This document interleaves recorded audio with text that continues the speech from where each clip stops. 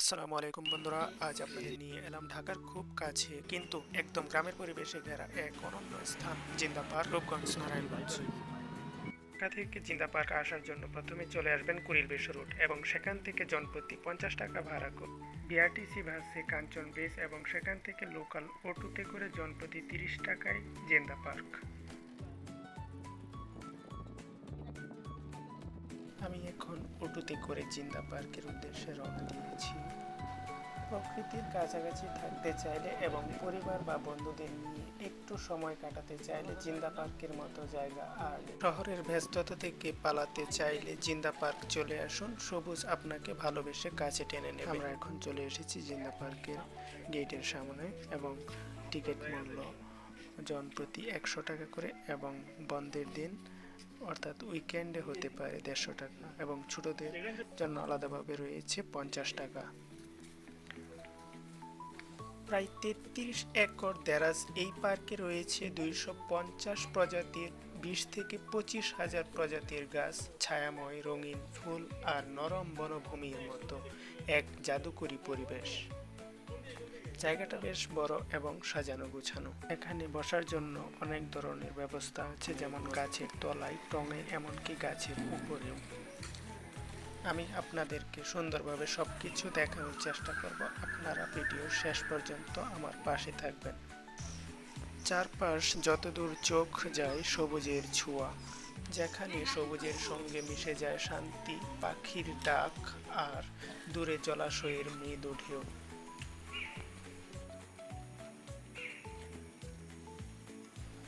ভিতরে রয়েছে নামাজের জন্য সুব্যবস্থা এবং আমরা মসজিদে প্রবেশ করলাম। তারপর সুন্দরভাবে মসজিদটুকু ঘুরে ঘুরে দেখলাম এবং লক্ষ্য করলাম দেয়ালে রয়েছে কাঠের প্রলেপ। মসজিদের নকশা আমাদের সকলেরই ভালো লাগবে।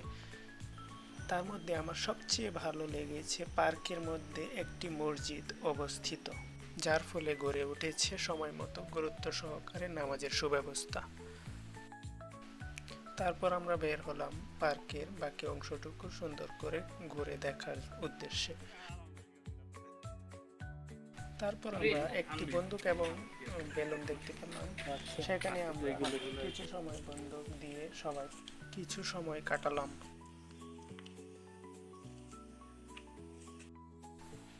এখানে একটি স্থাপত্যি দেখতে পেলাম এবং একটি গেট দেখতে পেলাম। তারপর আমরা ভিতরে প্রবেশ করলাম, যেখানে সারি সারি গাছ এবং শান্ত নীরব পরিবেশ। ভিতর দিয়ে যাওয়ার সময় লক্ষ্য করলাম রয়েছে সেখানে রেস্তোরাঁ এবং মাঝে মাঝে রয়েছে বসার জন্য খুবই সুন্দর বসার ব্যবস্থা।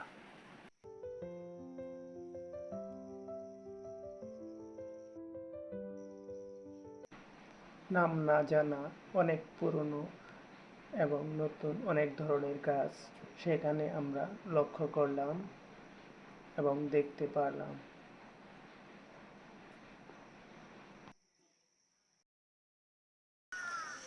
আইসি তো অনেক লিড।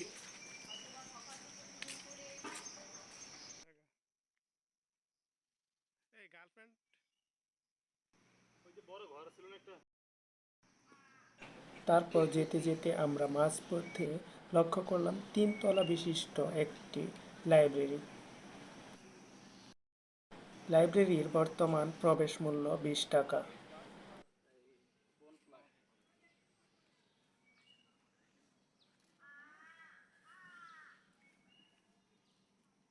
আমাদের মতো অনেকেই ঘুরতে চলে এসেছে জিন্দা পার্কে।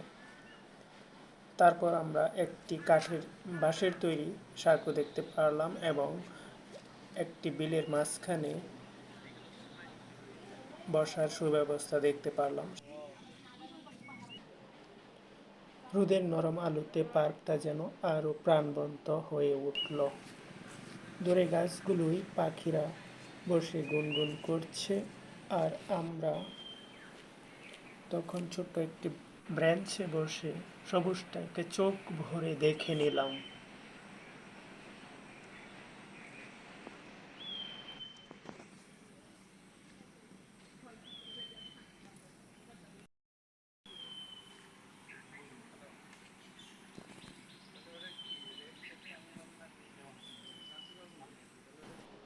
বেলগুলোতে আমরা পদ্ম ফুল দেখতে পারলাম।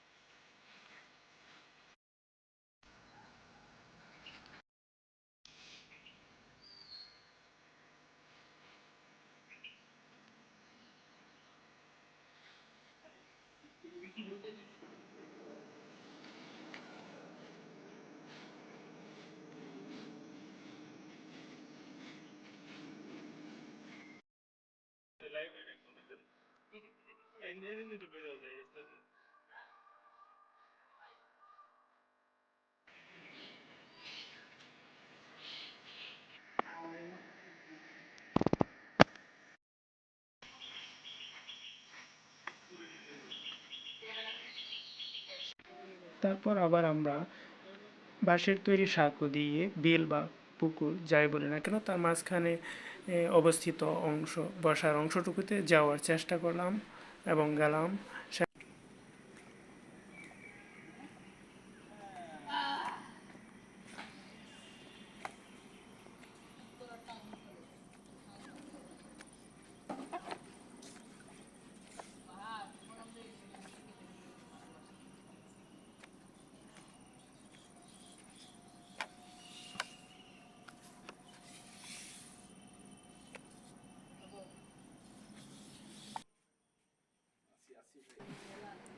তারপর দেয়ালে লক্ষ্য করলাম এ তো বসার সাধারণ কোনো জায়গা নয়, সবাই সবার স্মৃতিটুকু দেয়ালের বিভিন্ন অংশে তাদের নাম সহ লিখে রেখেছে।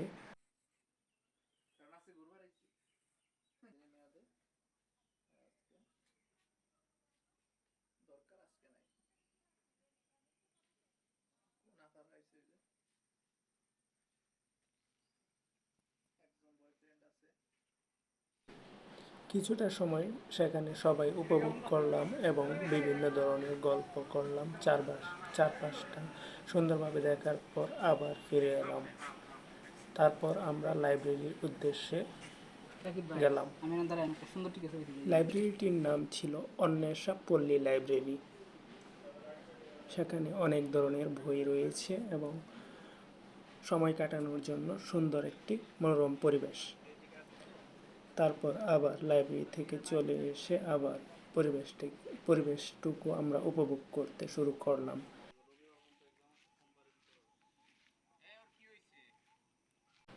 তারপর আমরা গাছের উপর বসার সুব্যবস্থা দেখতে পেলাম এবং একে একে সবাই সেখানে উঠলাম এবং কিছু সময় কাটালাম। উপর থেকে আপনাদের জন্য কিছুটা ভিডিও ধারণ করার চেষ্টা করলাম এবং চারপাশের পরিবেশটা তুলে ধরলাম।